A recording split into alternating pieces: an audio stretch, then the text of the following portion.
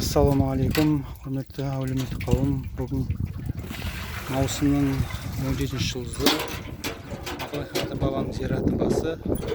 Бүгін осы маңда Аманбай аға, Серікбай аға апасымен атаның басына келіп зират жасап, дұғамызды оқып, зікірімізді оқып, енді қазір атаның басындағы қалды соғып жатыр. Судың деңгейі едәуір көтерілген. Ішінде тұрған күректің сабын шетінеді. Енді қазір кеткенде күректің темірген тұрып дейді. Енді қазір күректің сабының шетіне жетті деңгейі. Бұл бір Алланың құдіреті. Осындай бір ғибадат қол жасатқан жағдайымыз бар.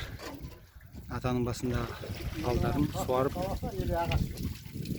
біз ауылға аттанамыз.